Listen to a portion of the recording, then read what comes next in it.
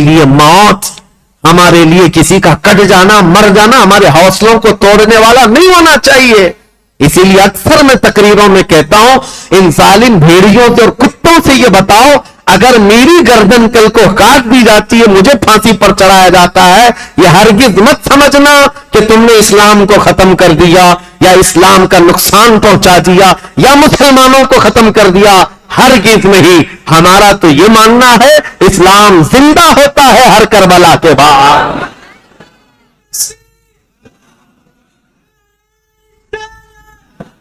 اسلام زندہ ہوتا ہے ہر کربلا کے بعد. حضرت امام مسلم بن عقیل کی لاش کو لٹکا کر کوفہ والوں نے یہ موب لنچنگ ہی تو کیا تھا، تو کیا اس وقت اسلام ختم ہو گیا؟ سب ڈر کر کے سہم کر کے سب چیزیں چھوڑ دیے؟ نہیں میرے عزیزو، اسلام پھلتا رہا، پھولتا رہا. اسی لیے یہ کچھ دیر کی خاموشی ہے پھر شور آئے. آج کتوں کا وقت ہے، کل ہمارا دور ہے انشاءاللہ العزیز. امام مسلم بن عقیل کی شہادت کے بعد جو ہولناک مناظر پیش آئے کوفہ کی سرزمین پر، وہ بیان سے باہر ہیں میرے عزیزو. اب میں رولانے کے لیے بیان نہیں کرتا، لیکن غم ہمارا قدرتی ہے، غم ہمارا فطرتی ہے، آ جاتا ہے. میں تو بیان اس لیے کرتا ہوں کہ ہمارے بچے جوان رہیں اور بوڑھے بھی جوان رہیں.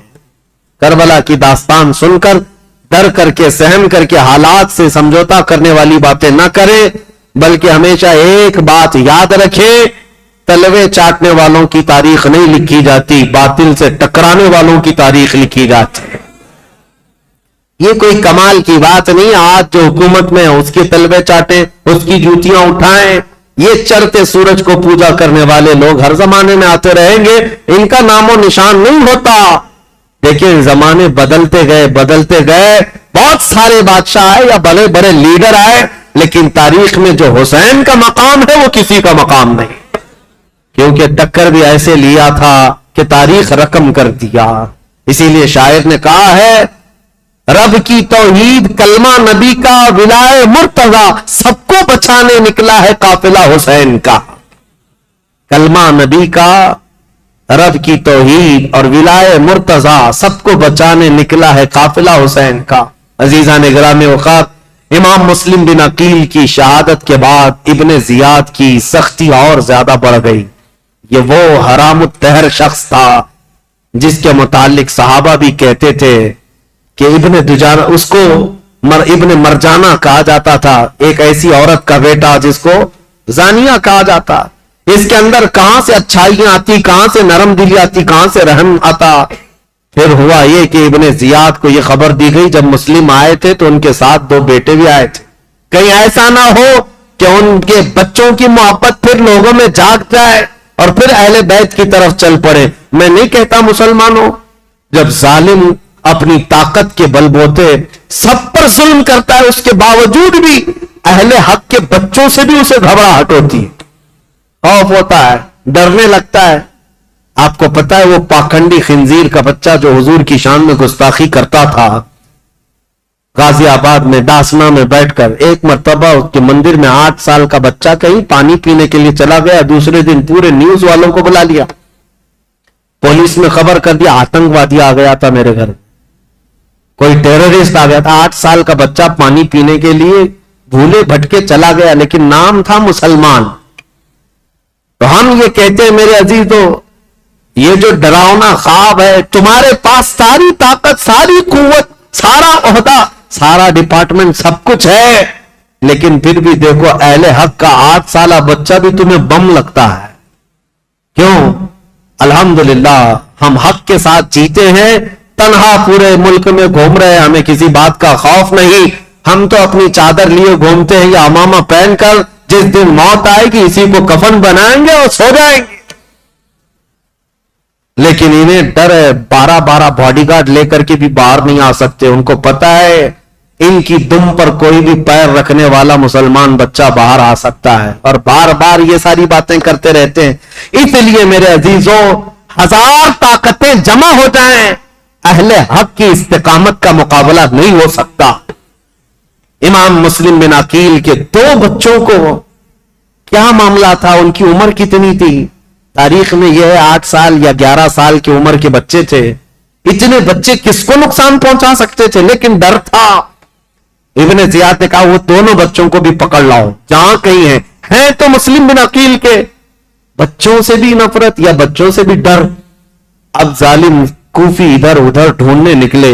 इन बच्चों के साथ जो हुआ था वो दर्दनाक है, तारीख में और रिवायात में मौजूद है। ये दोनों बच्चे मोहम्मद और इब्राहिम, कूफा वाले तो इन्हें पनाह देने से मना कर रहे थे। एक मर्तबा ऐसा हुआ कि एक मुस्लिम बिन अकील रज़ी अल्लाह तआला अन्हु ने जाने से पहले अपने एक जान पहचान शख्स और उनकी मोहब्बत करने वाले थे काजी शुरैह, उनके हवाले कर दिया था। कहा कि इनको आप मदीने तैयबा रुखसत कर देना। काजी शुरैह है या कोई दूसरा नाम है। इमाम मुस्लिम बिन अकील ने जिनके लिए वसीयत की थी, उन साहब ने क्या किया, कहा इन बच्चों को रात के वक्त सजाया संवारा और कहा देखो बेटा, एक काफिला आज मदीने की तरफ जा रहा है, तुम उस काफिले में शामिल हो जाओ, तुम अपने घराने पहुंच जाओगे, तुम्हारा खानदान मदीने में है, तुम्हारे बाप तो शहीद हो गए, तुम्हारे बाप तो कत्ल हो गए, कूफा अजनबी है, यहां किसके घर रहोगे। बच्चे सहमे हुए, डरे हुए, बाप की आगोश तरबियत में नाजो न्याम से आए हुए मान लिया और कहा ठीक है। उन साहब ने अपने बेटे को कहा कि इन बच्चों को उस काफिले तक पहुंचा कर आओ। बेटा लेकर गया, काफिला निकल गया था, दूर से दिखा दिया, वो देखो काफिला जा रहा है, दौड़ के शामिल हो जाओ। छोटे बच्चे थे, दौड़ते रहे उस काफिले को पकड़ने के लिए और काफिला चलता रहा, धूल लगती रही। कभी एक बच्चा गिर जाता, दूसरा उठाता, दूसरा गिरता, ये उठाता, पांव में कांटे चुभते रहे। ये बच्चे गिरते पड़ते रह गए, रात गुजर गई, काफिले को न मिलना था न मिला और डरते सहमते ये काफिले के चक्कर में घूमते रह गए और जहां से निकले थे वहीं आकर पहुंच गए। कूफा की सरहदी थी, डरे सहमे हुए थे। तो इन दोनों बच्चों को एक शख्स ने देख लिया और पकड़कर गिरफ्तार करके उबैदुल्लाह बिन जियाद के पास हाजिर कर दिया। उबैदुल्लाह बिन जियाद ने कहा इन बच्चों को जेल में डाल दो। अभी इनका किस्सा बाद में देखा जाए। जेल में डाल दिया गया और डालने के बाद इब्ने जियाद की तरफ से निगरानी का हुक्म था, लेकिन जेल के जो दारोगा थे, मशकूर नामी, वो अहले बैत से मोहब्बत करने वाले, उन्होंने रात के वक्त जेल का दरवाजा खोला और बच्चों को आजाद किया और कहा इनको भेज देता हूं। इन बच्चों को उन्होंने आजाद कर दिया और फिर भेज दिया कूफा से बाहर। ये बच्चे कूफा से बाहर निकले और दरियाए फुरात के किनारे एक दरख्त के नीचे थके हारे सो रहे थे। एक खातून पानी भरने के लिए आई, उन्होंने देखा गुलाब जैसी रंगत के हसीन शहजादे किसके हैं। औरत करीब आई, पूछा कौन हो तुम। कहा हम मुस्लिम बिन अकील के बच्चे हैं। वो खातून तड़प गई, कहा ऐ बच्चों, मेरी जो मालिकन है मेरे घर, जिसकी मैं कनीजा हूं, वो खातून सैयदा फातिमत ज़हरा की कनीज है। वो रसूलुल्लाह के घर काम करने वाली खातून मेरी मालिकन है आज। अगर वो तुमको देखेगी तो खुशियों से फूले ना समाएगी, खुश हो जाएगी। चलो मेरे घर। इन दोनों शहजादों को वो उठाई और अपने घर ले आई। अपनी मालिकन से कहा ऐ खातून, आज हमारे घर बशारत आ गई, मुस्लिम बिन अकील के शहजादे फातिमा के घर के लाडले आए हुए हैं। वो खातून देखती है, वो तो खुशियों में वक्त करने लगती है, मेरा घर आज बहारों से भर गया, मैं रसूलुल्लाह के खानदान को अपने घर कब ला सकती थी, आज मेरी किस्मत जाग गई। बच्चों को नहलाया धुलाया और उन्हें गरम खिलाया और कहा बच्चों तुम्हें किसी बात की फिक्र नहीं, तुम मेरे घर आराम करो, जब मुनासिब होगा मैं तुम्हें खुद ले जाकर मदीने छोड़ आऊंगी।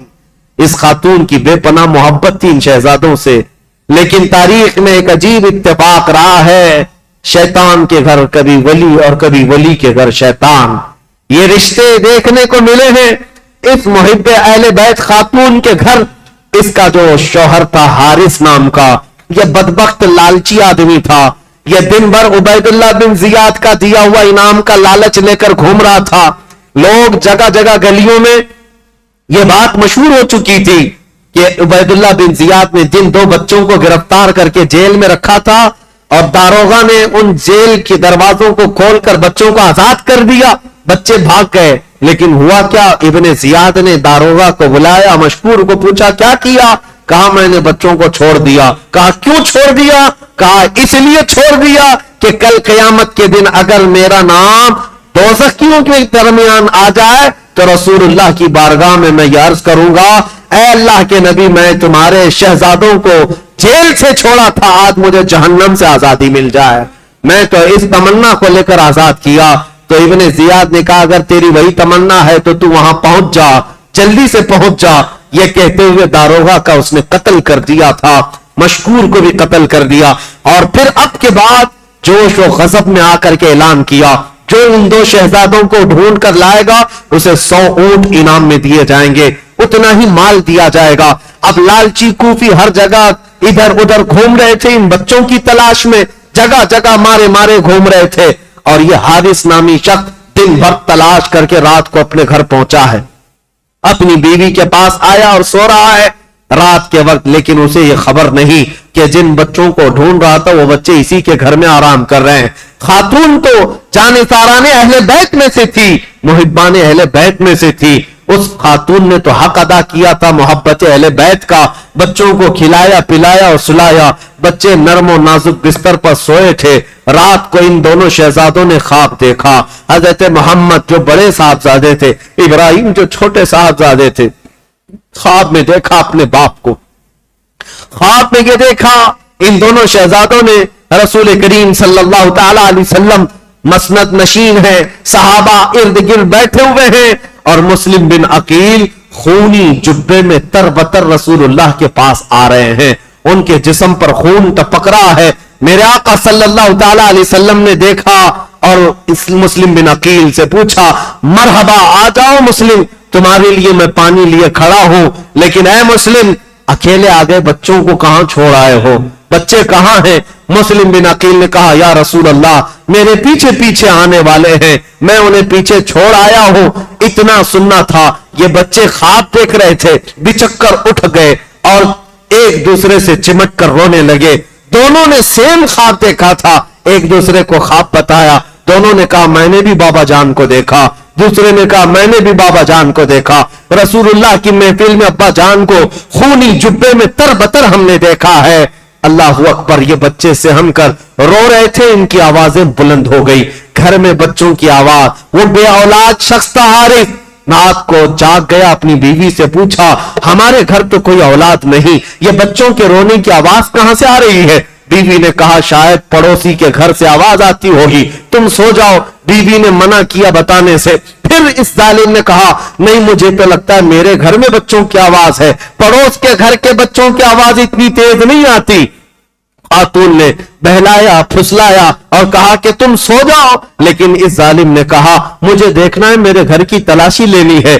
घर ढूंढते हुए आया और उसी हुजरे में आया जिसमें बच्चे सो रहे थे और उठ करके ये एक दूसरे को चिमट कर रो रहे थे। हारिस आते ही पूछता है, ऐ बच्चों तुम किसके हो, किसके बेटे हो, मेरे घर कैसे आए? बच्चे तो इस घर को मुहिब्बाने अहले बैत समझते थे। देखा था एक दिन पहले खातून ने नहलाया धुलाया है, खाना खिलाया है, हमारे घर हमारा जानिसारों का ये घर है। बच्चों ने तड़प कर कहा, ऐ शख्स हम तो मुस्लिम बिन अकील के शहजादे हैं, हम अहले बैत नबुव्वत से ताल्लुक रखते हैं।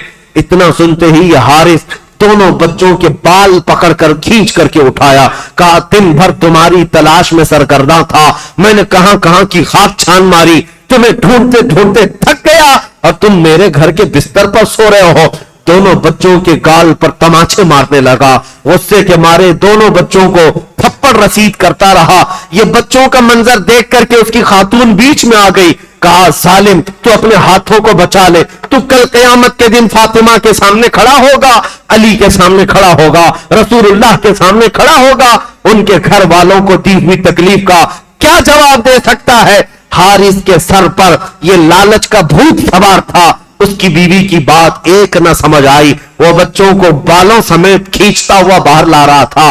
बीवी कदमों में गिर गई, लिपट गई और बार बार इसरार किया, आज एक बार मेरी मान ले, इन बच्चों की जान बख्श दे, मैं जिंदगी भर तेरी गुलामी करूं, तू जो कहे वो मान लूं, अपनी जान कुर्बान कर दूं। लेकिन हारिस को न मानना था, न माना। यहां तक के बीच बचाव में अपनी बीवी की नाक को फोड़ दिया, उसके चेहरे को जख्मी कर दिया और उसे बेहोश कर दिया। अपनी बीवी को मार मार कर फिर घर से अपनी तेज तर्रार तलवार को उठाया और कहा, चलो ए बच्चों, तुम्हारा वक्त आ गया, तुम्हारा बाप जहां गया है मैं तुम्हें वहां जल्दी क्यों ना पहुंचा दूं, तुम भी वहां पहुंच जाओ, ताकि उबैदुल्लाह बिन जियाद ने जो 100 ऊंट के इनाम का ये ऐलान किया है मैं उसका हकदार बन जाऊं। कल मेरे घर 100 ऊंट आएंगे, मेरे घर इतना ही माल आएगा, बस मुझे तुम्हारी गर्दनों को ले जाना है, तुम्हारे कटे हुए सरों को ले जाना है। इन बच्चों के बालों को पकड़कर वो खींचता हुआ दरिया फुरात के करीब आया। अजीजा ने गिरामी वकार, तारीख की ये सच्चाइयां जब हम पढ़ते हैं आंखें भीग जाती हैं, हमारा जिस्म बोझल हो जाता है, कलेजा मुंह को आता है। इन बच्चों की उस वक्त भी मोहब्बत ये थी, दोनों एक दूसरे से लिपटे हुए।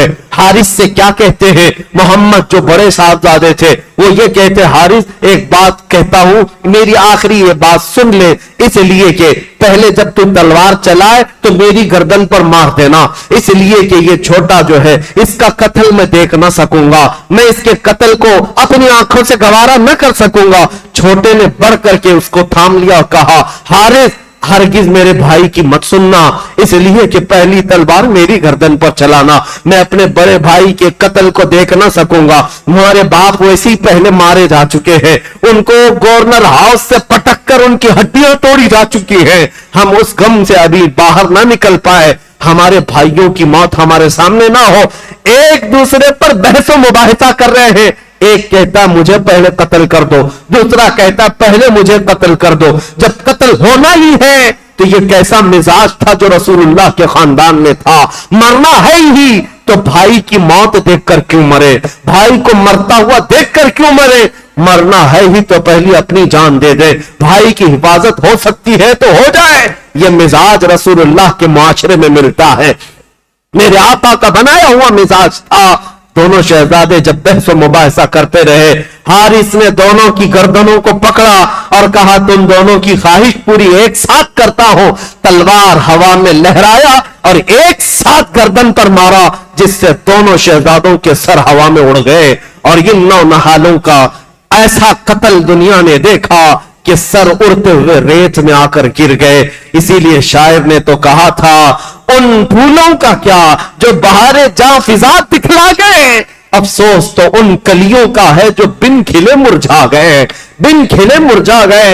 इन फातिमा के लाडलों का, अहले बैत नबुव्वत के, खानदान नबुव्वत के शहजादों का ये पहला कत्ल था। इस कम उम्री में ये 2 बच्चे शहीद हो गए कूफा की सरजमीन पर। इन दोनों के सरों को सजा करके दूसरे दिन ये हारिस नामी बदबख्त सालिम उबैदुल्लाह बिन जियाद के गवर्नर हाउस में पहुंचा और ये दोनों शहजादों के सर लाया और कहा, ऐलान के मुताबिक मेरे 100 ऊंट मुझे दे दो, 100 ऊंट का इनाम मुझे दे दो। उबैदुल्लाह बिन जियाद ने कहा, अरे सालिम, तुझे किसने कहा था कि इनके मुर्दा, इनके कटे हुए सर लाने के लिए? मैं तो जिंदा लाने के लिए कहा था। अगर यजीद ने मुझसे पूछ लिया कि इन बच्चों को कत्ल करने का ऑर्डर किसने दिया था तो मैं क्या पेश करूंगा।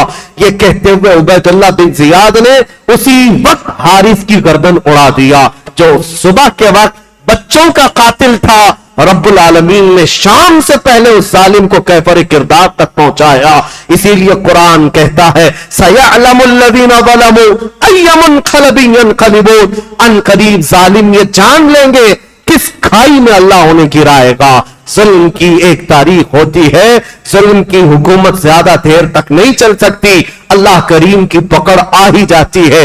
अजीजा ने गिरामी वकार, तारीख के इन औराक को आज मैं यहां रोकता हूं, इसलिए कि ये कूफा की जमीन जो खूने अहले बैत से लाल हुई, इसके बाद अहले बैत यहां आए नहीं, यहां आए नहीं। खत तो जा चुके थे इमाम हुसैन के पास, अब इमाम हुसैन का काफिला मक्का से निकलना था और फिर वो करबला पहुंचना था। जो खूनी मंजर वहां होना था, वो सारे वाकयात इंशाअल्लाह कल यौम आशूरा है और आशूरा के दिन इंशाअल्लाह अज़ीज ये करबला की दास्तान हम सुनाएंगे, ताकि आपके अंदर ये दिक्कत भी तारी हो। ये नहीं कि हम खिचड़े खाएं, ये नहीं कि हम सिर्फ शरबतें पिए, ये नहीं कि हम अच्छे अच्छे खाने खाएं। कल का दिन हमें ये याद करने के लिए भी है कि आज से 14 सदियों पहले यही वो दिन था जब आसमान का सूरत तमादत और अपनी चिलचिलाहट पेश कर रहा था। मेरे रसूल का शहजादा 3 दिन से भूखा और प्यासा मैदान में अपने बच्चों को लेकर एक बहुत बड़ा इम्तिहान दे रहा था। आज अगर मैं घर में सहर के वक्त सो रहा हूं तो शर्म से डूबकर मरना चाहिए, फजर के वक्त सो रहा हूं शर्म से डूबकर मरना चाहिए। यही वो आशूरा की तारीख थी जब गर्दनों पर तलवारें थी। उस वक्त भी हुसैन रब का सजदा फरामोश नहीं कर रहा था, हुसैन सजदे में रहा। और मेरे अजीजों, रसूलुल्लाह के उस खानदान का तस्वीर लेकर के कल का दिन हमें जीना है और खिराजे तहसीन पेश करना है, अकीदत के नजराने पेश करने हैं और फिर ये पुकार करके जाना है, इन जालिम कुत्तों को बता करके जाना है। हम हर साल करबला बयान करके फिर एक नया हौसला लेकर उठते हैं और दुनिया को ये बताते हैं कत्ले हुसैन असल में मर्गे यजीद है, इस्लाम जिंदा होता है हर करबला के बाद। अल्हम्दुलिल्लाह, ये रसूल पाक सल्लल्लाहु तआला अलैहि वसल्लम के उन शेरों में हमारा शुमार है जो हक बोलते हैं और हर हक पर कायम रहते हैं। होता यह है कि इधर से भी उधर से भी फसाद मचाया जाता है। हजरत अली के खिलाफ कुछ जमातें बोलती हैं, हजरत अमीर मुआविया के खिलाफ कुछ जमातें बोलती हैं। अब हजरत अली रज़ियल्लाहु ताला अन्हु और करबला के वाकयात के मुतालिक जो लोगों को पेट में दर्द है और ये कहते हैं, ये मौलाना लोग बड़े बड़े वाकयात सुनाते हैं, लंबी दास्तानें सुनाते हैं, करबला के मैदान में ये हुआ वो हुआ। हुसैन आज़म करबला के मैदान में गए थे, उनके सामने उनके बच्चे शहीद हो रहे थे, कट रहे थे। और हुसैन कौन है? रसूलुल्लाह के नवासे। हुसैन कौन है? अली के बेटे। हुसैन कौन है? फातिमा के जिगर गोश्त। उनके साथ निस्बतें रिदवानुल्लाहि तआला अलैहिम अजमाइन। इतने बड़े हुसैन आज़म और सहाबी रसूल हैं जिसके दर्जे को कोई गौस भी नहीं पहुंच सकता। ये बात तो तय है। अब ये सवाल चूहों की तरफ से जो ये कहते हैं कि जब करबला के मैदान में वो अपने बच्चों को नहीं बचा सके तो फिर कोई गौस और कोई कुतुब कोई वली तुम्हारे पुकारने पर तुम्हारी मदद कैसे कर सकते हैं? तो हमारा भोला भाला जवान जिसको पट्टी पड़ा दी जाती है वो समझ रहा है करबला के मैदान में जब हुसैन अपने बच्चों को नहीं बचा सके तो फिर दूसरे वली क्या बचाएंगे? और क्यों हम दूसरे औलिया को पुकारेंगे मदद के लिए? ये इस तरह के शोषण छोड़े हुए हैं। पहले तो उन जालिमों को ये जवाब दो, हुसैन आज़म रज़ियल्लाहु ताला अन्हु को करबला के मैदान में जान बचाने के लिए नहीं भेजा गया था, बल्कि अपनी जान देकर इस्लाम बचाने भेजा गया था। वो वहां जान बचाने नहीं गए थे, बल्कि अपनी जान की कुर्बानी देकर इस्लाम बचाने गए थे। अगर वो कोशिश फरमाते, यकीनन पूरा दरिया फुरात उनके कदमों पर मौजे मार रहा होता। हकीकत बात है मेरे अजीजों, वो दारुल इम्तिहान में थे। इम्तिहान के वक्त वो उम्मत को एक अजीम दर्स देने गए हुए थे। इससे ये साबित नहीं होता कि वो मदद नहीं कर सकते, ये मदद नहीं कर सकते। हम बगदाद शरीफ में थे और वापस आए, जियारत की। एक साहब से हमारी मुलाकात हुई, उन्होंने कहा, अच्छा मौलाना बगदाद से जाकर आ रहे हैं, आपकी जमात तो गौस पाक कहती है। कहा बिल्कुल। कहा वहां तो इतने बम बरस रहे हैं, सुना है हमने। वहां तो मुसलमानों का कत्ल हो रहा है, कितने तो वहां पर मिसाइल दागे जा रहे हैं। कहा हाँ सुना है, हो भी रहा है, हकीकत है, हम देख करके भी आए। कहा तो फिर गौस क्या कर रहे हैं आपके? क्या उनको बगदाद वालों से मोहब्बत नहीं है? मैंने उनसे सवाल किया, गौसे पाक को बगदाद वालों से जितनी मोहब्बत नहीं होगी, इससे करोड़ों दर्जे अल्लाह को मोमिनों से मोहब्बत है। मैं पूछा अल्लाह क्या कर रहा है? ये वली का मकाम बाद में है, अल्लाह क्या कर रहा है? क्या अल्लाह ताला को इन मोमिनों से मोहब्बत नहीं है? नादानों, अगर यही सवाल करना हो तो फिर बदर में, ओहद में, खंदक में, हर जगह सवाल ये करना पड़ जाएगा कि रब ताला ने मोमिन जमात की नुसरत क्यों नहीं की? जब दारुल इम्तिहान में होता है कोई इम्तिहान के मैदान में, तो ये नहीं देखा जाता कि उसकी जान बच रही या कौन बचा रहा है, बल्कि ये देखा जाता है कि उसके कदम कितने मजबूत हैं। इस्तिकामत का इम्तिहान होता है। बहरहाल सवालात बहुत, एतराज़ात बहुत, और हमारा वक्त इसमें खत्म होना चले जाए। हम तारीख की तरफ आते हैं। معاویہ بن ابی سفیان رضی اللہ تعالیٰ عنہما، ان کے انتقال کے بعد یزید تخت خلافت پر بیٹھ گئے، جبکہ بڑے صحابہ کی منظوری نہیں تھی، اتفاق نہیں تھا۔ اور جو صحابہ موجود تھے اس میں حضرت عبد الرحمن بن ابو بکر، حضرت ابو بکر صدیق کے بیٹے عبد الرحمن، حضرت عمر کے بیٹے عبداللہ، حضرت زبیر کے بیٹے عبداللہ بن زبیر، یہ بڑے صحابہ اس وقت تھے، اور حضرت حسین ابن علی رضی اللہ تعالی، ان چاروں نے انکار کر دیا تھا کہ یزید کی تولیت یا اس کی خلافت کو ہم تسلیم نہیں کرتے۔ اب مسئلہ یہ ہوا کہ یزید بیٹھتے ساتھ ساری جگہوں پر خط لکھنے شروع کر دیے کہ میری بیعت لے لو، اپنے باپ، میرے باپ نے اعلان کیا ہے اپنے انتقال سے پہلے، لہذا میں امیر المومنین۔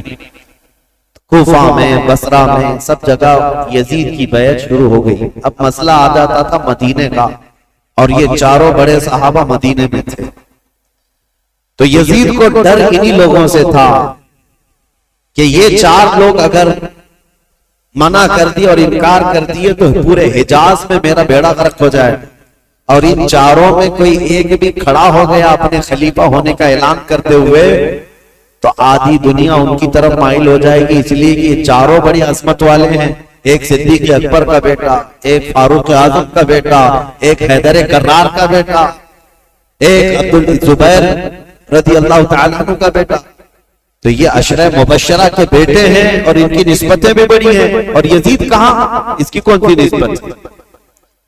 یہ تو حضرت امیر معاویہ رضی اللہ تعالیٰ عنہ کے گھر میں ان کی عمارت کے زمانے میں پیدا ہوا، یعنی جب وہ گورنر تھے اس زمانے میں پیدا ہوا۔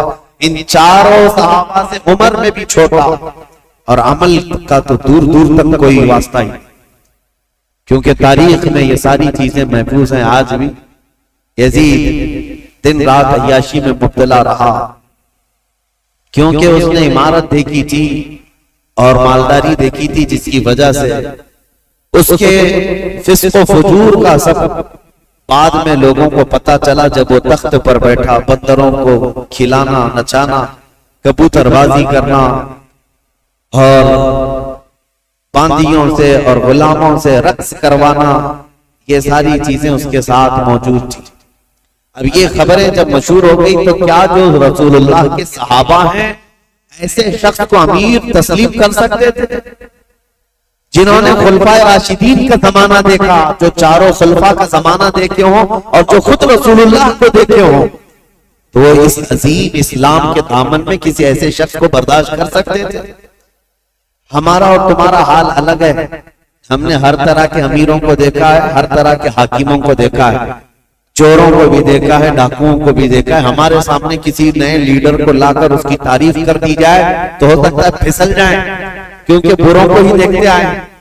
لیکن وہ چار صحابہ جو مدینے میں ہیں، ان کا حال تو ایسا تھا جنہوں نے رسول اللہ کو دیکھا، جنہوں نے صدیق اکبر کا زمانہ دیکھا، اور فاروق اعظم کی عدالت دیکھی ہے، عثمان بن عفان کی سخاوت دیکھی، اور حیدر کرار کی شجاعت دیکھی ہے۔ یہ خلفائے راشدین کا سنہرا دور دیکھے ہوئے صحابہ، ان کے سامنے کوئی آ کر کے یہ کہے، دن رات عیاشی کرنے والا، باندیوں کو نچوانے والا، اب مسلمانوں کا امیر المومنین بن گیا ہے، خلیفہ وقت ہے، کیسے تسلیم ہو سکتا ہے؟ ہوا یہ کہ اس نے بلا کر مشورہ لیا۔ مدینے میں اس وقت جو گورنر تھے ولید بن عقبہ، ولید بن عقبہ کو اس نے ایک خط لکھا اور کہا یہ جو بڑے لوگ موجود ہیں مدینے میں ان کو بلاؤ، عبد الرحمن بن ابو بکر، عبداللہ بن عمر، کر کے ان کو میری بیعت لے لینا، تم وکیل بن جاؤ۔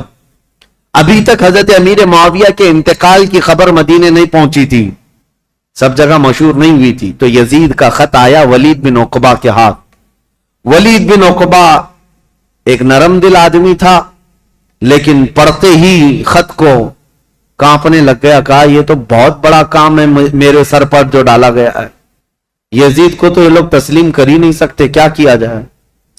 تو وہ ظالم مروان جس کی تاریخ ہے آپ نے سنا، حضرت عثمان ابن عفان کی مہر جس نے چرائی تھی، ان کے قتل کا جو سبب بنا تھا، مروان موجود تھا۔ اس سے ولید بن عقبہ نے مشورہ کیا کہ کیا کرنا چاہیے، کہا چاروں کو بلاؤ اور ان کے سامنے یہ مسئلہ رکھو، کہو کہ امیر معاویہ کا انتقال ہوا اور وہ اپنے انتقال سے پہلے اعلان کر کے جا چکے ہیں، ان کا بیٹا خلیفہ ہے، لہذا تمہیں یہ بات ماننی پڑے گی اور بیعت کر لو۔ اگر وہ یہاں پر نہیں مانتے تو ان کا قتل کر دو۔ مروان نے سیدھے قتل کا مشورہ دیا۔ یہ بڑے صحابہ کے متعلق ولید بن عقبہ نے کہا ہرگز میں اپنے ہاتھ کو ان کے خون سے رنگین نہیں کر سکتا۔ پھر بھی اس نے بلوایا۔ یہ چاروں صحابہ کو جیسے ہی بلایا گیا، حضرت حسین ابن علی رضی اللہ تعالی، اگرچہ مدینے کو خبر نہیں پہنچی تھی حضرت امیر معاویہ کے انتقال کی، لیکن چاروں کو احساس ہو گیا کہ گورنر اگر ہمیں بلا رہا ہے تو یہ ملک شام کی آئی ہوئی کوئی خبر ہے۔ وہ اپنی تیاری سے ہی گئے تھے۔ حضرت امام حسین اپنے چند ساتھیوں کو لے گئے تھے اور کہا میں اندر جا رہا ہوں، اگر آواز بلند ہو جائے تو تم آ جانا اور پھر معاملات طے کیے جائیں گے۔ حضرت حسین، حضرت عبداللہ بن زبیر، عبد الرحمن بن ابو بکر اور حضرت عبداللہ بن عمر، یہ چاروں دارالحکومت میں آئے، گورنر ہاؤس میں، اور اس وقت ولید بن عقبہ موجود تھا اور مروان بھی موجود تھا۔ اس نے خط پڑھ کر کے سنایا یزید کا خط آیا ہے اور وہ خلافت کا حقدار تھا، اس لیے امیر معاویہ نے اس کے خلیفہ ہونے کا اعلان کر دیا، لہذا میں اس کا وکیل ہوں، یزید امیر المومنین کی طرف سے میں تم سے بیعت لیتا ہوں۔ حضرت عبد الرحمن بن ابو بکر وہ موجود تھے، اور یہ دونوں صحابہ عبداللہ بن زبیر، عبداللہ بن عمر، یہ کھڑے ہو گئے، کہا ہمیں ایک دن کی مہلت دے دو، ایک دن کی مہلت دے دو۔ وہ نکلے، حضرت امام حسین کو اس نے پکڑ لیا، کہا کیونکہ اسے پتا تھا کہ اب یہاں مضبوط خلافت کا کوئی دعوے دار ہے تو حضرت علی کے بیٹے ہو سکتے ہیں، کیونکہ ان کی طرف پوری دنیا مائل تھی۔ حضرت امام حسین سے پوچھا تو حضرت امام حسین نے کہا سب سے پہلی بات تو یہ ہے کہ ہم جیسوں کو یہ زیب نہیں دیتا کہ یزید جیسا شخص خلافت کے تخت پر بیٹھ جائے، ہمیں یہ زیب نہیں دیتا کہ ایسی کوئی خبر بھی ہم سنیں، کیونکہ یہ تخت خلافت کسی بادشاہ کا نہیں، یہ رسول اللہ کی نیابت کا ہے۔ رسول کریم صلی اللہ تعالی علیہ وسلم کی سنتیں جس کے اندر نہیں، وہ ان کی نیابت کیا کر سکتا ہے؟ تو ولید بن عقبہ نے کہا معاملہ گرم ہو جائے گا، حسین تو تیار نہیں۔ پھر کہا نہیں، آپ کو تو بیعت کرنا ہوگا۔ حضرت امام حسین نے کہا میں اس طرح چھپ کر بیعت کرنے والا نہیں، جب سارے مدینے والے سب لوگ بیعت کریں گے تب میں بھی علل اعلان آؤں گا، سب کے ساتھ آؤں گا، آج مجھے جانے دو۔ ولید بن عقبہ نے ان کو بھی جانے دیا، ٹھیک ہے۔ جیسے ہی یہ گئے، مروان بن حکم کھڑا ہوا اور کہا ولید بن عقبہ کو، کہا کہ تو نے بہت بڑا موقع گنوا لیا، آج ان کو قتل کر دینے کا سب سے بہترین موقع تھا، تو گنوا لیا، اور تو آج ان سے بیعت نہیں لے سکا۔ مروان کہہ رہا ہے دیکھ لینا زندگی پر اب تجھے حسین سے بیعت کبھی نہیں مل سکی، ایک بار وہ یہاں سے جا چکے ہیں، حسین کبھی بھی بیعت نہیں کر سکتے، تیرے لیے اچھا موقع تھا۔ ولید بن عقبہ نے کہا میرے لیے ساری دنیا آ جائے لیکن میں حسین کے خون سے اپنا ہاتھ رنگین نہیں کر سکتا، اس لیے کہ وہ رسول اللہ کی قرابت دار نواز ہیں۔ تو مروان بن حکم نے ولید بن عقبہ کی شکایت لکھ کر کے بھیجی یزید کے پاس کہ اس کی نرم دلی کی وجہ سے یہ چاروں چلے گئے۔ اور ہوا کیا، عبداللہ بن زبیر اور عبداللہ بن عمر رات کے وقت ہی اپنا سامان لیے اور مکہ چلے گئے، مدینہ طیبہ چھوڑ کر چلے گئے کہ دوسرے دن پھر یہ گورنر بلائے گا اور زبردستی کرے گا، لیکن مکہ میں جائیں گے تو حرم پاک میں خانہ کعبہ کے اطراف کوئی کسی کو زور زبردستی نہیں کر سکتا جو حرم میں جائے گا، جنگ بھی حرام ہے، قتل و قتال بھی حرام ہے۔ تو یہ صحابہ وہاں چلے گئے اور وہاں جا کر انہوں نے پناہ لی۔ اب امام حسین مدینہ میں تھے، دوسرا دن آیا تو پھر دوسرے دن پھر اس نے بلایا ولید بن عقبہ نے کہ آؤ۔ امام حسین رضی اللہ تعالیٰ عنہ نے آج پھر کہا کہ نہیں، میں اس بیعت کے لیے راضی نہیں ہوں اور مجھے زور زبردستی نہ کیا جائے۔ ولید بن عقبہ نے کہا اے حسین ابن علی، میں آپ کی تعظیم کرتا ہوں، آپ کی عزت کرتا ہوں، لیکن میرے اوپر ملک شام کا حکم آیا ہے، پریشر میں ہے، میرے اوپر دباؤ ہے، لہٰذا ایک ہی راستہ ہے کہ آپ یا تو میرے اس شہر میں یا حدود میں نہ رہیں جہاں میری گورنری ہے، یا تو بیعت کر لیجیے۔ امام حسین نے کہا میں شہر تو چھوڑ دوں گا لیکن بیعت نہیں کروں گا۔ اور کون سے شہر چھوڑنے کی بات؟ مدینۃ الرسول۔ امام حسین اپنے خاندان والوں کو آ کر بتاتے ہیں، اور امام حسین نے اہل بیت کے گھرانے میں یہ بات بتائی کہ آج ہمارے لیے ایسی حالت آ گئی ہے، مدینے میں رہنا ہے تو ہمیں اس کی بیعت قبول کرنا ہوگا اور اس کو امیر المومنین تسلیم کرنا ہوگا، یا تو پھر مدینے سے باہر نکل کر جیسے میرے دو بھائی مکہ چلے گئے، عبداللہ بن زبیر اور عبداللہ بن عمر، اسی طرح مجھے بھی مکہ حرم کعبہ میں جانا ہوگا۔ اہل بیت کا بچہ بچہ کہنے لگا رسول کریم صلی اللہ تعالی علیہ وسلم کا شہر چھوٹ رہا ہے، اے امام علی مقام، اس کو گوارا کر لیں گے لیکن رسول اللہ کی شریعت چھوٹ جائے یہ گوارا نہ کریں۔ حضور کے شریعت پر اور اسلام کی تاریخ میں ایسا کوئی دھبا آ جائے یہ گوارا نہ ہو۔ میں آپ کو بتاتا ہوں یہ مسئلہ کتنا اہم تھا، ظالموں کو پتہ نہیں، جو اوپر اوپر کی تاریخ پڑھتے ہیں اور بک بک کر کے ٹی وی میں چلے جاتے ہیں کہ امام حسین نے خواہ اپنے بچوں کو جھونک دیا کربلا کے میدان میں، اور یہ سیاسی جنگ تھی نعوذ باللہ۔ اور بعض یہ کہتے ہیں کہ خروج کیا، خروج کا مطلب ہوتا ہے بغاوت کیا۔ جب ایک امیر المومنین ہو گیا تھا، خلیفہ وقت ہو گیا تھا، تو امام حسین بغاوت کر کے کیوں گئے؟ اس طرح کے جو اعتراضات کرتے ہیں ان ظالم ناعاقبت اندیشوں کو خبر تک نہیں ہے تاریخ کی سچائیاں، انہیں معلوم بھی نہیں ہے۔ یہ ہو سکتا ہے یزید کی ذریت کے لوگ ہوں یا یزید کے مشاغل اور اس کے کاموں سے اتفاق رکھتے ہوں، اسی لیے اس کو آج بھی رضی اللہ عنہ لکھتے ہیں۔ آج بھی ایسی قوم موجود ہے، ایک طرف رسول اللہ کا پورا گھرانہ ہے۔ کیا امام حسین جن کو رسول کریم صلی اللہ تعالی علیہ وسلم نے اپنی گود میں رکھ کر پالا ہو، بلکہ سیدنا ابو ہریرہ سے یہ روایت ہے کہ حضور صلی اللہ تعالی علیہ وسلم امام حسین کا لعاب پاک، امام حسین کا لعاب تھوک خود حضور صلی اللہ علیہ وسلم اس طرح چوستے تھے۔ حدیث کے الفاظ ہیں کہ یمتص رسول اللہ صلی اللہ تعالی علیہ وسلم لعاب الحسین کما یمتص التمر، حسین کا لعاب رسول اللہ ایسے چوستے جیسے کوئی کھجور چوس رہا ہو۔ جس کے حلق میں نبی کریم صلی اللہ تعالی علیہ وسلم کا لعاب پاک گیا ہو، کیا وہ ناحق فیصلہ کرے گا؟ کیا وہ زور زبردستی رسول اللہ کے خاندان کو جنگ کے میدان میں جھونک دے گا؟ بات اتنی تھی کہ امام حسین کی نگاہیں بہت دور تک دیکھ رہی تھی، آج تک دیکھ رہی تھی۔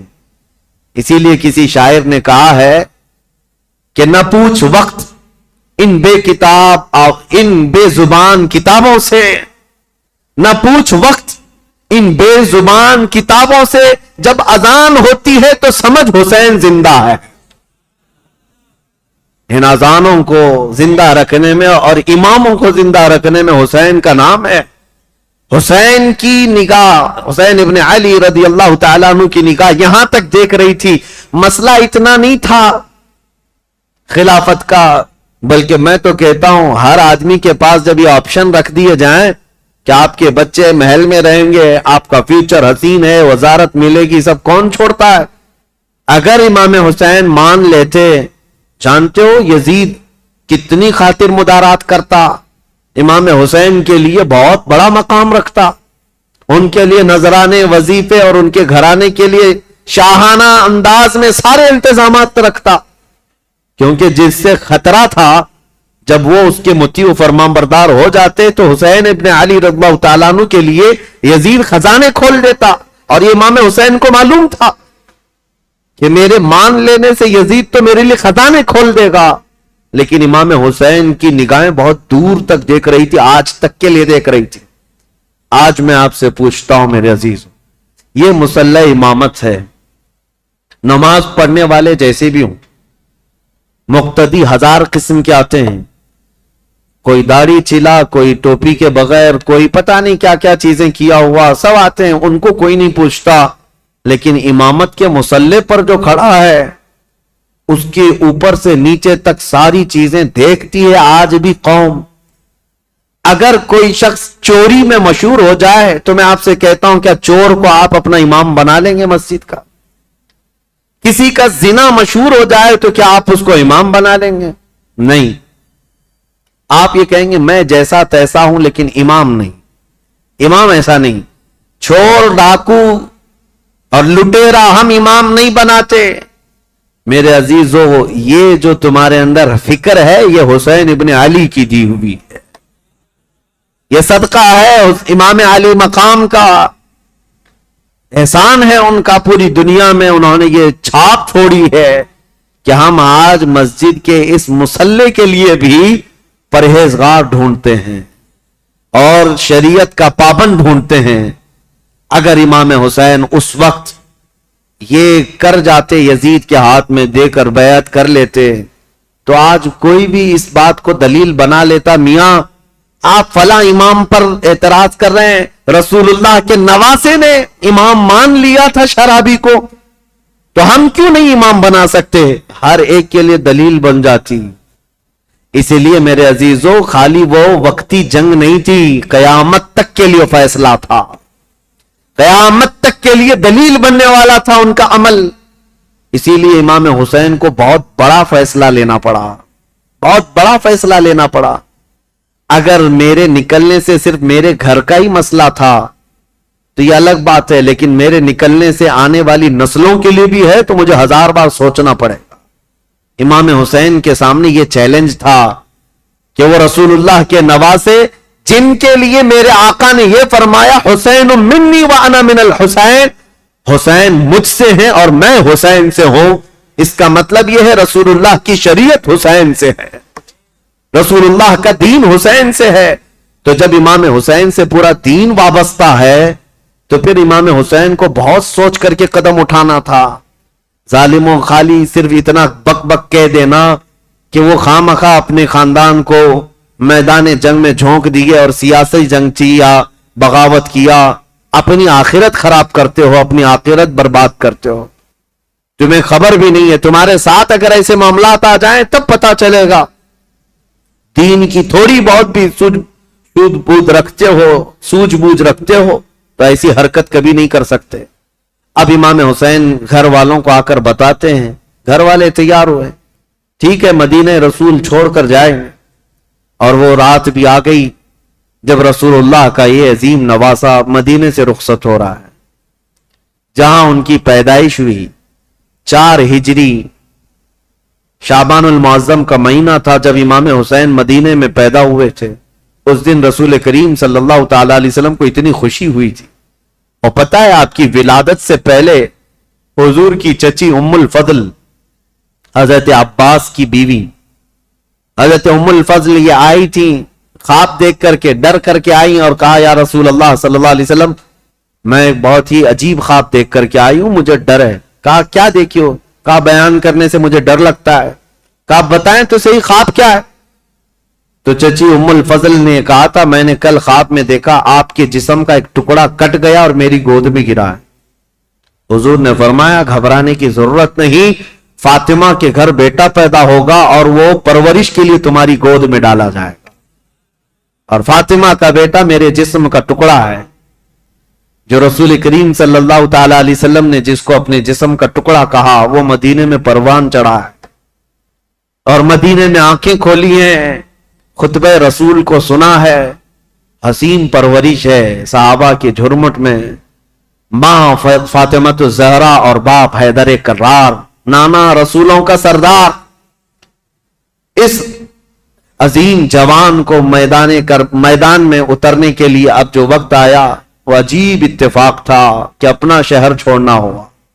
امام حسین کہتے ہیں میرے نانا نے یہ فرمایا تھا کہ ہر نبی اس جگہ دفن ہوتا ہے جو جگہ اسے سب سے زیادہ محبوب ہوتی, لہذا سید الانبیاء جہاں دفن ہے تو مدینہ ان کو سب سے زیادہ محبوب ہے. لیکن عجیب اتفاق ہے اے حسین, رسول کا جو سب سے محبوب علاقہ ہے وہ مجھ سے چھوٹا چلا جا رہا ہے. امام حسین اپنے خاندان کو لے کر حضور صلی اللہ علیہ وسلم کے روضے پر آئے اور آتے ساتھ رو پڑے. کہا नाना जान, ये वही शहर है जहां मैं आपके कंधों की सवारी करता था। यहां के दरो दीवार गवाह हैं और यहां मौजूद लोग भी गवाह हैं कि आपसे जो मेरी मोहब्बत थी या मुझसे जो आपकी मोहब्बत थी, इसके किस्से मशहूर हैं। लेकिन आज मैं मदीने से रुखसत हो रहा हूं, इसलिए नहीं कि मुझे कोई जायदाद बनानी है, सिर्फ इसलिए कि आपके दीन पर कोई आंच आने ना पाए। इमाम हुसैन हुजूर अकरम सल्लल्लाहु ताला अलैहि वसल्लम के रोज़े अतहर से इजाजत लेते हुए निकले थे। मदीने वाले कहते हैं वो अजीब समा था कि मदीने वाले देखते रह गए। अहले बैत का काफिला जब निकल रहा था, इसमें हजरत इमाम हुसैन के भतीजे, बेटे, बेटियां, बहन और कई लोग शामिल थे। ये काफिला बाद में बढ़ता चला गया, लेकिन मदीने से निकलने वाले काफिले में इतने थे। और फिर इमाम हुसैन अपनी वालिदा माजिदा सैयदा कायनात फातिमा ज़हरा की कब्र के पास आए और बेइख्तियार रो पड़े। अपनी मां को आखिरी मर्तबा सलाम कह रहे थे। मदीने वाले कहते हैं कि हुसैन का जाना हमने देखा था, हुसैन वापस मदीने कभी ना आए। और मदीने वाले रोकते रहे कि हम आपकी बैत भी करेंगे और आपकी हिमायत भी करेंगे, आप मदीने से न जाएं। कई लोग आपके जुब्बे को थाम कर पकड़े हुए थे। कहा हम आपको चलता फिरता देखते हैं तो रसूलुल्लाह की याद आती, हम आपको यहां महसूस करते हैं तो हमें नबी पाक की खुशबुएं महसूस होती हैं। आप अगर मदीना खाली करके जाएं तो हमें बताएं, रसूलुल्लाह के घर में अब बचा कौन? आपके भाई शहीद हो चुके इमाम हसन, आपके बाप भी नहीं है। रसूलुल्लाह के घर की एक निशानी आप हैं और आप जा रहे हैं और अपनी औलाद को भी ले जा रहे हैं। क्या मदीना रसूलुल्लाह के घर से खाली हो जाएगा? अगर रसूलुल्लाह का घर यहां नहीं है तो फिर किसका घर रहेगा? मदीने वालों की वहां पर जो बेताबी थी, आहो फगां थे, यहां तक कि वो लोग लड़ने को तैयार हुए और तलवारें निकाल चुके थे। कहा हुसैन इब्ने अली, हमारी तलवारें हैं, आपके साथ हैं, अल्लाह का वास्ता देते हैं, आप ना जाएं। इमाम हुसैन ने एक ही जुमला कहा, मैं रह तो जाऊंगा तुम्हारी बातों पर, लेकिन कल को जो अय्याश लड़का बैठा हुआ है तख्ते खिलाफत पर, यानी यजीद, ये मुकाबले के लिए मदीना भी फौज भेज देगा और हरम रसूल को मैं मुसलमानों के खून से रंगीन नहीं कर सकता। नबी पाक का शहर मेरी वजह से खून आलूद हो जाए, मुझे ये गवारा नहीं। मैं मेरे नबी पाक के शहर का हद दर्जा एहतराम करता हूं, मुझे जाने दो। ये काफिला मदीने वालों की आंखों से ओझल हो गया। मदीने वाले कहते हैं रातों की नींद गायब हो गई, हमारा चैन और सुकून गर्क हो गया। हम अहले बैत के उस घर पर आते थे जो रसूलुल्लाह के हुजरे से लगा हुआ था, जहां कभी सैयदा कायनात फातिमा ज़हरा रहा करती थी। हजरत फातिमा का वो मकान जो आज रसूलुल्लाह की जालियों के अंदर आ गया है। अहले मदीना कहते हैं उस घर के अतराफ हम घूमते थे, इसलिए कि हमें पता है उस घर की तारीख, कि हुजूर अगर उस घर के अंदर बैठे होते और कुरान उतरना होता तो जिब्राइल दरवाजे पर खड़े होकर पहले इजाजत लेते, फिर घर में आते थे। दूसरी जगहों पर जिब्राइल अमीन बराह रास्त हुजूर पर वही लेकर आते थे, आयतें लेकर आते। लेकिन जब फातिमा ज़हरा के घर में हुजूर होते थे तो जिब्राइल इजाजत लेकर आते थे। अहले मदीना कहते हैं वो घर खाली हो चुका था, उस घर के अंदर अब कोई नहीं था। अहले बैत नबुव्वत का ये घराना, रसूलुल्लाह का ये खानदान सब चल पड़ा था। मदीने वाले कहते भी थे कि कैसा वक्त आ गया कि आज नबी पाक ने जिस मदीने को अजमत का बुलंद मकाम दे दिया, उस मदीने में उनके ही घर के लोग रहने के लिए आज परेशान किए जा रहे हैं, सताए जा रहे हैं और यहां से हिजरत करने पर मजबूर किए गए। इमाम हुसैन इब्ने अली रदी अल्लाह ताला अपने खानदान समेत निकल करके मक्का मुकर्रमा पहुंचे। शाबानुल मुअज्जम का महीना था, तकरीबन 4 तारीख थी जो हजरत इमाम हुसैन की पैदाइश की तारीख। जब तकरीबन 4 शाबान की तारीख, 4 शाबान को मक्का मुकर्रमा में दाखिल हुए, मक्का वालों ने शानदार इस्तकबाल किया। عبداللہ بن زبیر بھی وہاں تھے، عبداللہ بن عمر بھی وہاں تھے. انہوں نے کہا حسین ابن علی آپ آ گئے مدینے سے سلامتی کے ساتھ، اہلاً و سہلاً مرحبا، آپ کے لیے مبارکبادی ہو. ولید بن عقبہ سے، مروان بن حکم سے، یزید سے آپ نے جان بچا لی، اب امن و امان میں آپ رہیں. مکہ مکرمہ میں یہ خاندان نبوت، اہل بیت کا گھرانہ خوشحالی کے ساتھ رہ رہا تھا. لیکن برا ہو ان کوفی شیعوں کا. شیعان علی ایک جماعت ہے جو بعد میں چل کر شیعہ کہتے ہیں نا، شیعہ کا مطلب حمایتی.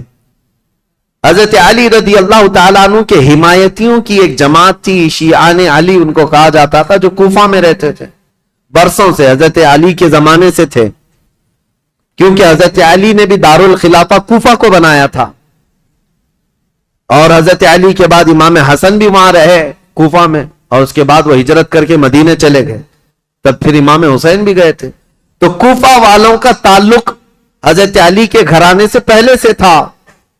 اور امام حسین کی یہ تاریخ میں آپ کو بتاتا ہوں کہ جب امیر معاویہ یعنی حکومت کر رہے تھے، اس وقت بھی کوفہ والے امام حسین کو خط لکھ کر بلا رہے تھے کہ امیر معاویہ کو معزول کر دیتے ہیں، آپ آ جائیے. امام حسین نے منع کیا، کہا کہ میں پھر سے وہ عظیم جنگیں دیکھنا نہیں چاہتا ہوں جو میرے باپ کے زمانے میں ہوئی ہیں. تو حضرت امام حسین گئے نہیں. امیر معاویہ کے زمانے سے کوفہ والے خط لکھ رہے تھے، آپ آ جائیے. آپ جب امیر معاویہ کا انتقال ہو گیا اور یزید تخت خلافت پر بیٹھ گیا تو کوفہ والوں نے ایک میٹنگ کی. کوفہ عراق کا ایک شہر ہے، عراق میں آج بھی وہ شہر موجود ہے، اور جتنے اہل بیت سے محبت کرنے والے لوگ تھے سب جمع ہوئے اور میٹنگ کیا. اور وہ ایک شخص کے گھر میں میٹنگ ہوئی جس کا نام مسلم بن سرد بتایا گیا ہے. اور وہ شخص سارے لوگوں کو جمع کر کے کہتا ہے، دیکھو امیر معاویہ کا تو انتقال ہو گیا اور یزید بیٹا ہے، تم سب کی رائے کیا ہے؟ کیا علی کے بیٹے حسین خلافت کے سب سے زیادہ حقدار نہیں ہیں؟ کوفہ والوں نے ایک زبان ہو کر کہا، ہاں، رسول اللہ کے نواسے علی ابن ابی طالب کے بیٹے، ان سے زیادہ حقدار کون ہے؟ تو ان لوگوں نے کہا کہ ہم نے یہ سنا ہے کہ امام حسین نے بھی یزید کی بیعت کو قبول کرنے سے منع کر دیا اور وہ مدینہ چھوڑ کر مکہ جا چکے ہیں. اے لوگوں، تمہارا کیا خیال ہے؟ ہم حسین ابن علی کو یہاں بلا نہ لیں؟ ہم کوفہ بلا لیتے ہیں اور یہاں بلا کر ان کی خلافت کو تسلیم کرتے ہیں، ان کے ہاتھ میں بیعت کر لیں گے، اور پھر دھیرے دھیرے پورا حجاز امام حسین کے ہاتھ پر بیعت کر لے گا، پورا عرب بیعت کر لے گا، اور یزید کو ہم اتار دیں گے تخت خلافت سے. تو کوفہ والے اس بات پر سب اتفاق، اور پھر سارے لوگوں نے مل کر کے خط لکھا امام حسین کے نام پر. عبداللہ بن صبح حمدانی نام سے ایک شخص تھا، اس کے ہاتھ میں خط دے کر بھیجے جس میں کوفہ کے بڑے رئیس اور ذمہ دار جو لوگ تھے، وہاں کے جو سردار تھے، ان کی دستخطیں تھیں، ان کی مہریں لگی ہوئی تھیں. یہ خط رمضان کی 10 تاریخ کو آیا. کہاں؟ مکہ مکرمہ میں. مکہ مکرمہ میں امام حسین کے پاس یہ خط آیا تو امام حسین نے دیکھا، اس میں یہ لکھا ہوا تھا، کوفہ والوں نے لکھا تھا، اللہ کی حمد و ثنا کے بعد، حضور کی صلاۃ و سلام کے بعد کہا امیر معاویہ کا انتقال ہو گیا، اور ان کے بعد یزید جیسا فاسق و فاجر شخص بیٹھا ہے، لہذا ہم اس کی امارت اور اس کی خلافت کو نہیں تسلیم کرتے. اے علی کے بیٹے حسین، آپ تشریف لے آئیں، ہمارے سر پر کوئی امام نہیں ہے، آپ تشریف لائیں، ہم آپ کے ہاتھ پر بیعت کرتے ہیں. یہ خط کا مضمون تھا. امام حسین رضی اللہ تعالیٰ عنہ نے یہ حرم کعبہ میں اس خط کو پڑھا، اس کے بعد لوگوں سے پوچھا. اب سنیے، کوئی ایک شخص نے بھی اس بات پر رضامندی کا اظہار نہیں کیا. جو بڑے صحابہ تھے انہوں نے کہا کوفہ والوں کی بات پر کبھی یقین نہیں کیا جا سکتا، یہ غدار لوگ ہیں، دھوکہ دے دیتے ہیں، یہ غدار لوگ ہیں، دھوکہ دیتے ہیں. آپ کے باپ کو بھی کوفہ میں شہید کیا گیا، آپ کے بھائی کو بھی شہید کیا گیا ہے، اب آپ وہاں کیوں جانا چاہتے ہیں؟ مت جائیں، مکہ آپ کے لیے امن و امان کے ساتھ. حضرت امام حسین نے ان خطوط کو نظر انداز کر دیا. لیکن 2-3 دن کے بعد تقریباً 53 یا 55 لوگ کوفہ سے چل کر کے مکہ مکرمہ آئے، اور طواف کعبہ کے بعد سب امام حسین کے پاس نظر و نیاز لے کر کے آئے اور اس کے بعد پھر خطوط لے کر آئے، کوفہ والوں کے حالات بتائے۔ امام حسین نے دوبارہ صحابہ سے مشورہ کیا کہ کیا کرنا چاہیے، تب پھر صحابہ نے وہی بات کی، کوفہ والے غدار قسم کے لوگ ہیں، طبیعت کے اندر ان کے استقامت نہیں، کسی ایک بات پر جمتے نہیں ہیں، آپ مت جائیں۔ دوسری مرتبہ بھی امام حسین صبر کر کے رہ گئے۔ رمضان کا مہینہ ختم ہونے کو آیا، تقریباً خطوط کا سلسلہ جاری رہا، اتنے کہ 10,000 کے قریب لوگوں نے امام حسین کو دعوت دی، اور اخیر میں یہ دعوت دی کہ اے حسین ابن علی، کل قیامت کے دن اگر اللہ تعالی ہم سے یہ سوال کر لے کہ فاسق و فاجر معاویہ کے بیٹے سے تم نے بیعت کیسے کی، اس کو امیر کیسے بنایا، تو ہم اللہ کی بارگاہ میں قیامت میں یہ جواب دیں گے کہ اے رب العالمین، ہم نے تو رسول اللہ کے نواسے کو بلایا تھا مگر انہوں نے انکار کیا، تو ہمارے پاس کوئی چارہ نہیں تھا، اس لیے ہم نے یزید کی بیعت کر لی۔ یہ تو ایموشنل بلیک میلنگ ہے۔ بہت سارے لوگ آج ہمیں یوں بولتے ہیں پروگرام کی تاریخ دے دیجئے نہیں تو پورا علاقہ دیوبندی ہو جائے، پروگرام کی تاریخ دے دیجئے نہیں تو یہاں ایسا ہو جائے۔ میرے عزیزو، تمہارے ذمے بھی تو کچھ ہے، تمہارے ذمے بھی تو کوئی چیزیں ہیں۔ امام حسین نے اس خط کو پڑھنے کے بعد پھر سارے لوگوں سے مشورہ کیا اور اس کے بعد کہا اب میرے لیے اتمام حجت کرنی ہوگی، یعنی مجھے تو جانا ہی ہوگا کیونکہ انہوں نے قیامت کا واسطہ دے دیا ہے۔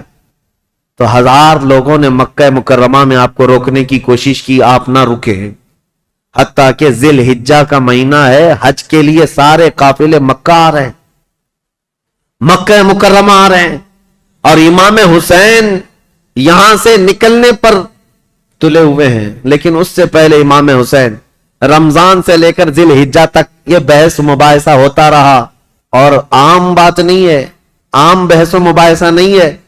عبداللہ بن زبیر جو صحابی ہیں نا، امام حسین کی جماعت کے ساتھ لڑنے کو بھی آ گئے تھے۔ یہ محبت کی لڑائی ہے، دشمنی کی نہیں، کہ میں تمہیں مکہ سے باہر جانے نہیں دوں گا، اس کے لیے وہ تلوار نکال کر کھڑے ہو گئے تھے۔ یہ بھی لڑائی قریب تھی، مکہ کی مکرمہ سے نہ جانے دیں گے، کیونکہ عبداللہ بن زبیر جانتے تھے کہ کوفہ والے ان کا کیا کریں گے۔ تو پھر امام حسین رمضان کے بعد بھی رک گئے۔ جب امام حسین اصرار کرنے لگے بار بار، تو چند صحابہ آئے اور ان سے مشورتاً یہ کہا کہ اگر آپ کو جانا ہی ہے اور کوفہ والوں کے بارے میں آپ یہ کہہ رہے ہیں کہ یہ 1000 لوگ بیعت قبول کرنے کو تیار ہیں، تو آپ نہ جاتے ہوئے پہلے اپنے خاندان کے کسی معتمد شخص کو وکیل بنا کر بھیجیں، اور وہ جا کر کے براہ راست حالات دیکھے گا اور وہ خبر دے گا، تب آپ جائیے، ان کے خطوں کے بھروسے پر مت جائیے، ان کے خط اور ان کے بولیوں پر مت جائیے۔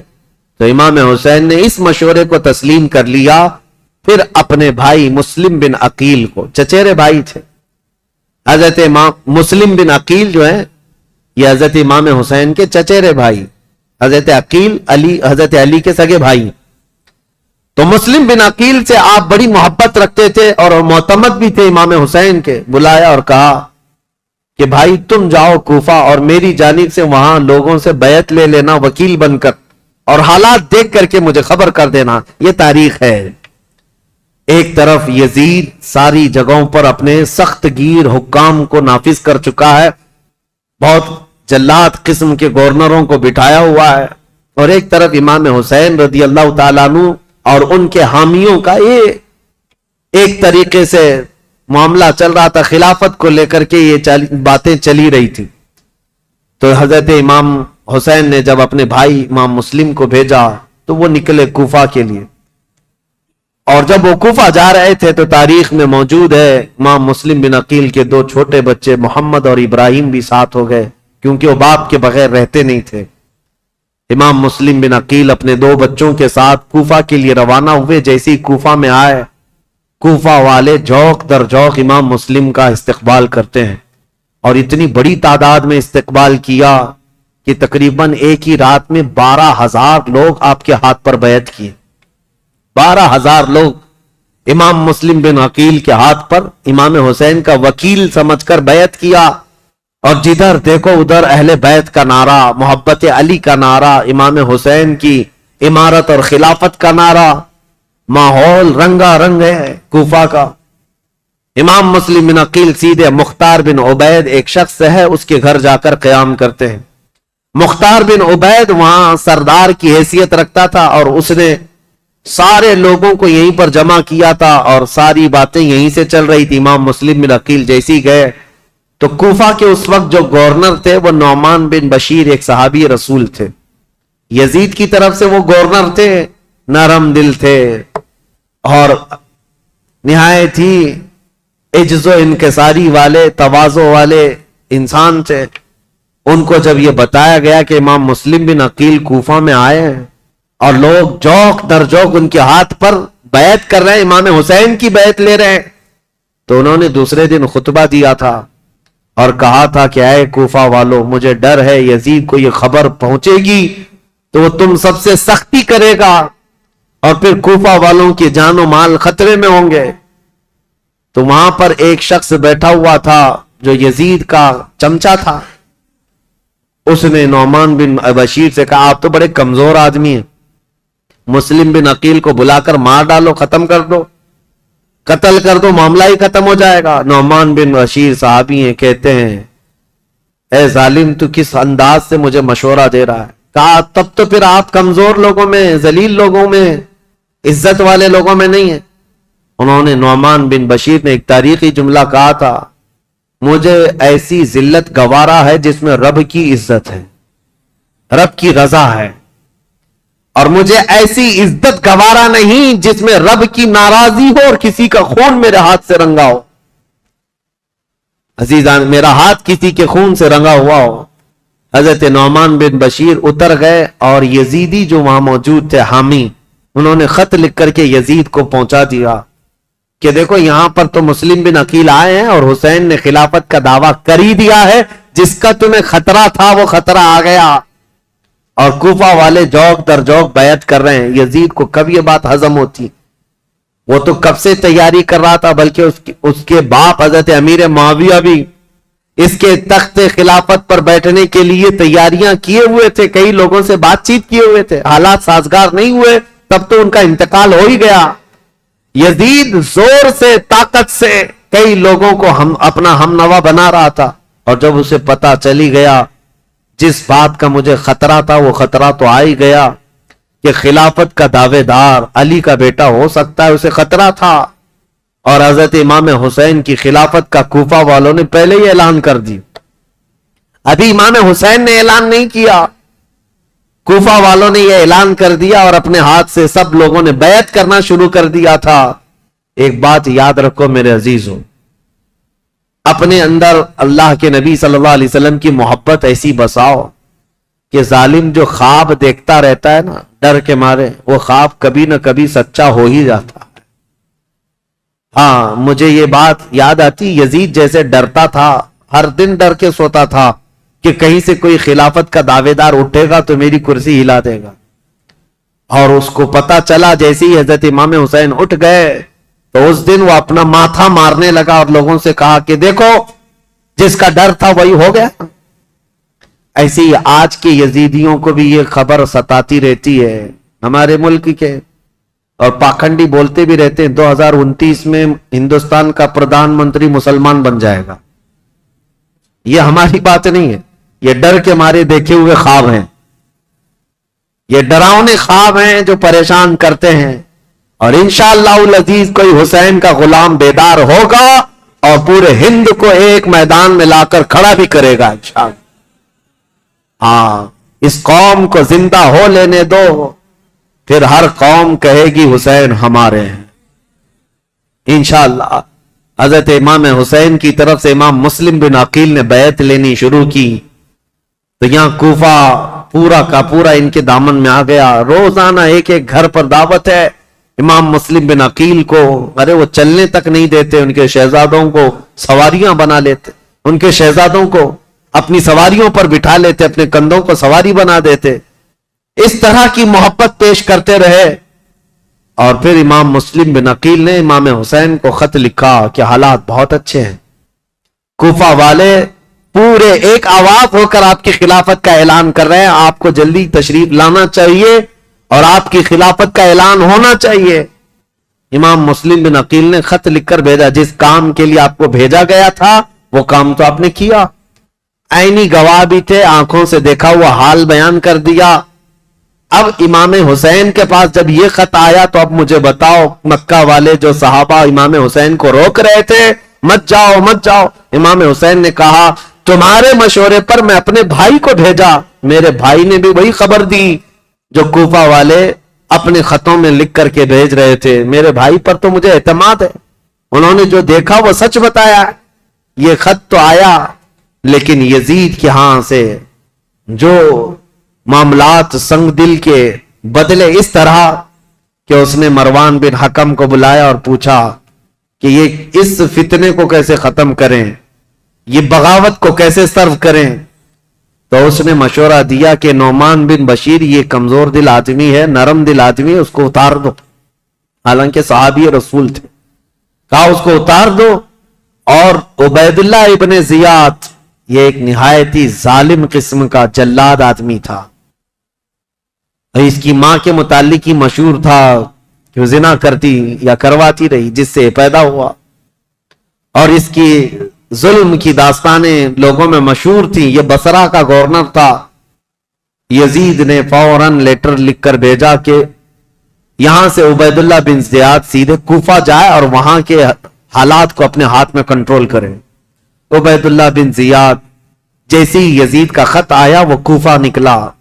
کوفہ جب گیا تو بھیس بدل کر کے آیا، چہرے پر نقاب ڈال کر کے مدینے کی طرف، مکہ کی طرف سے جو راستہ آتا ہے اس راستے سے کوفہ میں آیا، کیونکہ کوفہ والے روز اس انتظار میں تھے کہ حیدر کرار کے شہزادے امام حسین تشریف لانے والے، رسول اللہ کے بیٹے کوفہ میں آنے والے، روز انتظار میں تھے کیونکہ امام مسلم نے خط لکھ کر کے بھیج دیا ہے، اب وہ آنے والے۔ تو ابن زیاد یہی دھوکہ دیتے ہوئے اسی راستے سے آیا کہ کوفہ والے یہ سمجھیں کہ حسین ابن علی آئے، اور کوفہ والے وہی سمجھے، خوب نعرے لگائے مرحبا بک یا ابن رسول اللہ، اے رسول اللہ کے شہزادے مرحبا مرحبا، آپ آ گئے ہمارے کوفہ میں۔ یہ ظالم کچھ بھی نہیں جواب دیتا تھا، پردہ ڈالے ہوئے جلوس میں چلتا رہا اونٹنی پر بیٹھ کر، اور جب دارالخلافہ پہنچا یا گورنر ہاؤس پہنچا تو وہاں پہنچتے ہی گورنر ہاؤس میں اندر گیا، دروازہ بند کیا، چھت پر کھڑے ہو کر پھر خطبہ دیا اور کہا ہے لوگوں، یہ علی بن ابی طالب کا بیٹا حسین نہیں، میں عبید اللہ بن زیاد یزید کی طرف سے نیا گورنر بن کر آیا ہوں، نعمان بن بشیر کو معزول کیا جاتا ہے، آج سے کوفہ کے سارے معاملات میرے ہاتھ میں ہوں گے۔ کوفہ والے جو استقبال کرنے کے لیے آئے تھے ان کو سخت ترین خطبہ دیا، کہا ہے لوگوں سنو، جو سختی کرے گا اس کے ساتھ ہم سختی کریں گے، اور جو یزید کی بیعت کو انکار کرے گا ہم اس کو قتل کریں گے، باغیوں میں اس کا شمار ہوگا، اور جو کسی باغی کی حمایت کرے گا ہم اس کے ساتھ بھی سختی کا معاملہ کریں گے۔ اس کا پہلے ہی دن یہ جو خطبہ سنا لوگوں نے بہت ہی بیزاری کا اظہار کیا، برہمی کا اظہار کیا، لوگ چلے گئے۔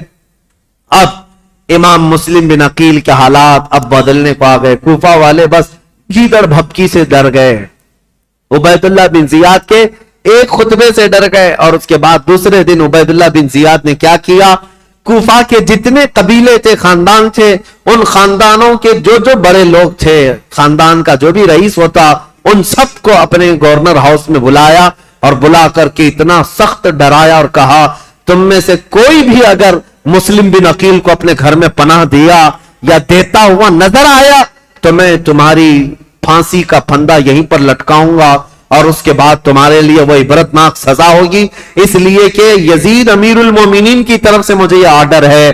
ایسے سخت احکامات دیا، اور اس کے بعد کوفہ والوں کو ڈرایا یہ کہہ کر کے کہ یزید کی طرف سے 30,000 کی فوج آ رہی ہے جو کوفہ کی اینٹ سے اینٹ بجا دے گی۔ سارے سردار ڈر گئے، جتنے قبیلوں کے آقا تھے ان کے جو جو رئیس تھے وہ ڈر کے مارے چھپ گئے، اور حضرت امام مسلم بن عقیل کو آ کر یہ معاملات کی خبر دی۔ امام مسلم بن عقیل جس گھر میں تھے عبید اللہ مختار بن عبید جس کے گھر میں تھے، وہاں سے آپ ہجرت کر گئے، وہاں سے نکل گئے کہ یہاں رہنا اچھا نہیں، تو وہاں سے نکل کر کے ایک بہت ہی عمر دراز صحابی تھے کوفہ میں، ہانی بن عروہ، ان کے گھر گئے، یہ محب اہل بیت تھے۔ خاندان نبوت عروہ ان کے گھر گئے، یہ محب اہل بیت تھے، خاندان نبوت کے چاہنے والے تھے۔ امام مسلم بن عقیل ان کے گھر جاتے ہیں، ہانی بن عروہ نے ان کا استقبال کیا اور اپنے گھر کے ایک کمرے کے اندر ان کو چھپا دیا، رازداری کے ساتھ امام مسلم بن عقیل اور ان کے شہزادوں کو اپنے گھر میں رکھا، اور جتنے اہل بیت سے لوگ محبت کرتے تھے صرف ان کو معلوم تھا کہ امام مسلم بن عقیل ہانی بن عروہ کے گھر میں ہے، اور اس کے باوجود امام مسلم بن عقیل ہانی بن عروہ کے گھر میں رہ کر بھی کوفہ والوں کو بلاتے رہے، جو اب تک 60,000 کی تعداد میں پہنچے تھے بیعت کرنے والے۔ اب ان لوگوں میں اب چھانٹنا شروع کیا کہ ابھی بچے کتنے ہیں۔ ہانی بن عروہ کے گھر میں جب آپ خفیہ لوگوں سے ملاقات کرتے تھے، اس وقت بھی 18,000 لوگ ابھی بھی امام مسلم بن عقیل کے ساتھ تھے۔ آ کر کے انہوں نے اپنے ساتھ ہونے کا اظہار کیا۔ امام مسلم بن عقیل نے کہا کہ اب بھی حالات صحیح ہیں، کچھ بدلے تو کیا ہوا، کچھ تو موجود ہیں، امام حسین کو آنا چاہیے۔ دوسرا خط بھی انہوں نے لکھا کہ حالات قابو میں آنے کے لائق ہیں، آپ تشریف لائیں۔ دوسرا خط بھی گیا امام حسین کو۔ لیکن اب امام مسلم بن عقیل کی تلاش شروع کر دیا عبید اللہ بن زیاد۔ یہ ہر جگہ لوگوں سے پوچھنے لگ گیا کہ مسلم بن عقیل جو آئے ہیں حسین کی طرف سے وکیل بن کر، وہ کس کے گھر میں چھپے ہوئے، کوئی بتانے کو تیار نہیں تھا۔ اب عبید اللہ بن زیاد نے ایک غلام کو پیسہ دے کر کے بھیجا، 3,000 درہم یا دینار، کہا کہ تو جا کر کے کسی نہ کسی طرح سے تلاش کر کے معلوم کر کے مسلم بن عقیل کہاں چھپے ہیں۔ اب وہ روزانہ گھومتا تھا، اور جو اہل بیت سے محبت کرنے والے ہیں وہ جانتا تھا۔ تو ایک مسلم بن اوسجہ اسدی رضی اللہ تعالیٰ عنہ، محب اہل بیت سے، مسجد میں عبادت میں رہتے، ان کے پاس گیا یہ غلام جس کا نام معقل تھا۔ یہ گیا اور کہا جا کر کے مجھے مسلم بن عقیل سے ملنا ہے۔ تو مسلم بن اوسجہ اسدی یہ کہتے ہیں تو مجھ سے کیوں پوچھ رہا ہے، مسجد میں اور بھی بہت سارے لوگ ہیں۔ تو یہ غلام کہتا ہے آپ تو جانتے ہیں حالات خراب ہیں، میں اہل بیت کا کٹر حامی ہوں، محب ہوں، میں کچھ نظر اور نیاز لے کر کے آیا ہوں امام مسلم بن عقیل کو دینے کے لیے۔ وہ ہمارے شہر کوفہ میں غریب ہیں، لوگوں نے ان کو پریشان کر رکھا ہے۔ تو حضرت مسلم بن اوسجہ اسدی سمجھ گئے کہ یہ محب اہل بیت ہے، اس کو پکڑ کر ہانی بن عروہ کے گھر لے گئے، آؤ میں تجھے ملاتا ہوں۔ حضرت ہانی بن عروہ کے گھر یہ معقل غلام گیا تو دیکھا حضرت مسلم بن عقیل اور ان کے دونوں شہزادے گھر کے اندر ایک کمرے کے اندر موجود ہیں، اور جتنے اہل بیت سے محبت کرنے والے رازدار لوگ تھے وہ آتے تھے، ملتے تھے، جاتے تھے۔ انہی میں یہ معقل غلام بھی گیا، جا کر 3,000 درہم نظر میں رکھا، اور اس کے بعد رو دھو کر کے ان کے سامنے محبت کا اظہار کیا اور کہا میں محب اہل بیت ہوں، مجھے آنے کی اجازت ہو۔ تو اس کو آنے کی روزانہ اجازت ملی، دن بھر ان کے حجرے میں بیٹھا رہتا، کتنے لوگ کوفہ سے ان سے ملنے آ رہے ہیں، کون کون کیا کیا باتیں کر رہا ہے سب سنتا، اور رات میں جا کر عبید اللہ بن زیاد کو ساری رپورٹ دیتا، ساری جاسوسی کرتا تھا۔ اس زمانے کا وہ مشہور ٹپر، جو یہاں پر بھی بہت سارے لوگ اس طرح کے، اس لیے مجھے یہ کہنا پڑ رہا ہے یہ سب سے برا کام ہے جس پر اللہ اور اس کے رسول کی لعنت ہوئی ہے۔ میرے آقا صلی اللہ تعالی علیہ وسلم نے ان کے لیے جہنم کی بشارت دی ہے جو مسلمانوں کی جاسوسی کرتے ہیں یا مسلمانوں کی خبریں کفار و مشرکین کو پہنچاتے ہیں، ان کو منافقین میں شمار کیا گیا ہے۔